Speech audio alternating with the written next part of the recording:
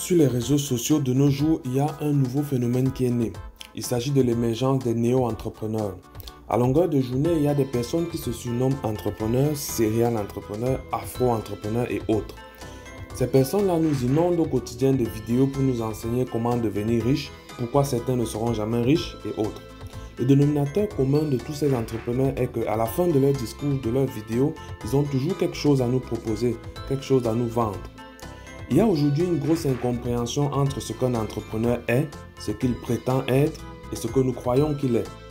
C'est cette incompréhension qui m'amène à faire cette vidéo pour clarifier les choses selon ma compréhension à moi.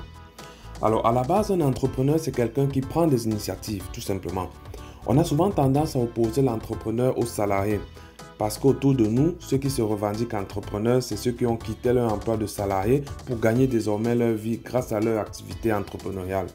De ce fait, ils conçoivent au quotidien une panoplie de solutions, de services, de produits qui sont supposés répondre à des besoins de la société. Ils nous vendent ces différentes offres et c'est selon moi, en fait, tout ce qui se fait autour de la vente, c'est ça qui selon moi représente la source des mésententes et des incompréhensions. Nous devons comprendre qu'un entrepreneur vit de sa capacité à nous vendre des choses. C'est sa compétence la plus importante, c'est son gagne-pain. Or, il se trouve que la plupart des personnes, lorsqu'on leur propose un service, ne sont pas prêtes à acheter. En effet, si quelqu'un vient aujourd'hui, par exemple, te dire qu'il a créé un nouveau porte-monnaie capable de, par exemple, de calculer l'argent qui entre et qui sort chaque jour de ta poche, je dis n'importe quoi, je prends un exemple, c'est sûr que tu vas apprécier cette innovation. Mais à partir de l'instant où l'entrepreneur va vouloir te vendre ce porte-monnaie, tu vas certainement refuser d'acheter. Tu vas estimer qu'après tout, ton porte-monnaie actuel te suffit déjà. Tu n'as pas besoin de quelque chose de nouveau.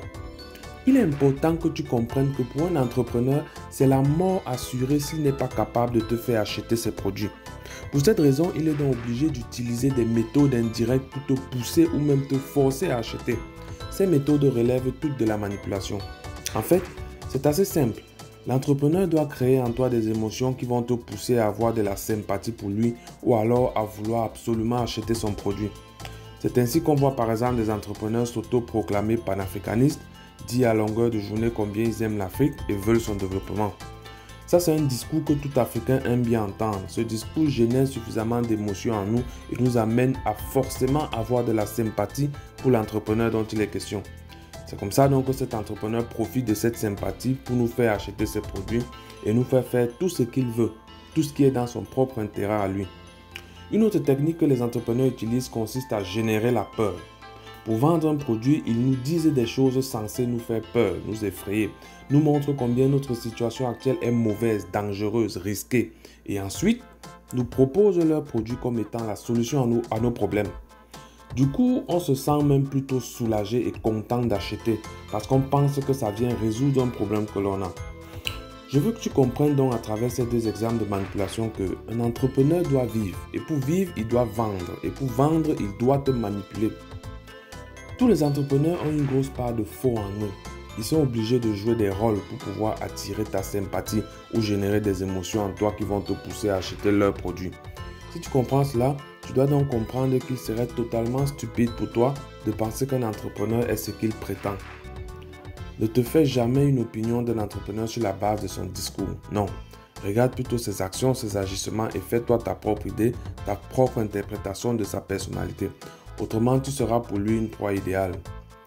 Je veux que tu comprennes que mon but n'est pas nécessairement de saquer en fait la réputation des entrepreneurs, mais plutôt d'éviter qu'ils ne fassent des victimes innocentes.